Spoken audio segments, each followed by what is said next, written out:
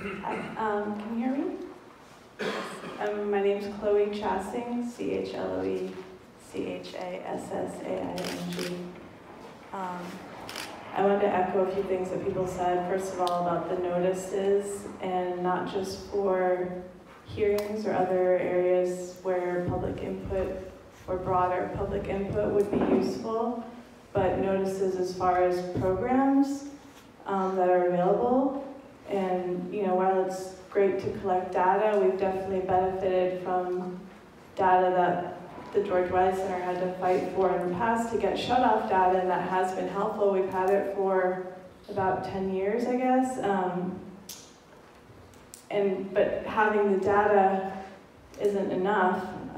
So just like having data about the arrearage management program, we might see that unless it's immediately implemented, I don't know the exact details of it, but people definitely don't know about these programs. That's a huge part of the problem. So I feel like we don't even really need the data to know we know that from the George Wiley Center. You can go walk around the block and ask people if they know about these programs. They don't, and I still get a paper bill, so I always look through it and see all the information that's on there, and they really do not promote these programs. They don't promote arrearage management.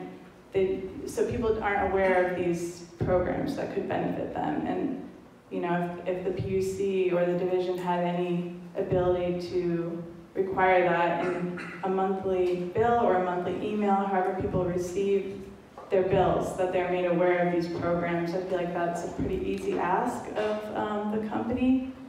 And what else? The electric vehicle charging stations. I'm just a little concerned, first of all, having, as we know right now, electric vehicles are very unaffordable for low-income communities, and I do hope someday all transportation is affordable for everyone and cleaner and all that. But whether it's a gateway to gentrification or a genuine, attempt to help low-income communities, which I hope it's the latter, in the interim, something that could immediately help low-income communities and all communities is having customer service stations, which I know I've mentioned that several times. People, the Center for Justice has helped, George Wiley Center, different, we talk to people who are social workers, like random people that work at hospitals. All these people have had to educate themselves and are kind of becoming these de facto advice givers on utility consumer issues, and to me, that's still such a huge gap when National Grid serves electric and gas for almost the entire state, and we don't have a single customer service office. It's just unbelievable to me. There should be multiple offices. I've said that before, and I still stand by that. When you look at all the money, every day in the newspaper, these half-page colored advertisements, big billboards sponsoring governors' dinners and water fire, all the lobbyists, everything else. I think they could afford to have several customer service offices open, regular office hours with a few staff. Like, that's pretty basic. A lot of people don't use email, as we know, don't use computers. A lot of people are hard of hearing. And also lots of times the situation is complicated and you need to show someone your bill because you're dealing with a paper bill and you're dealing with, it's hard to explain things over the phone or over email. So I think that is a really critical piece that's missing from this.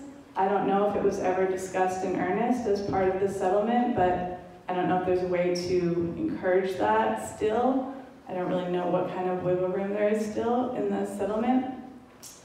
So that was really the main point I wanted to make about the customer service, the need for the customer service office.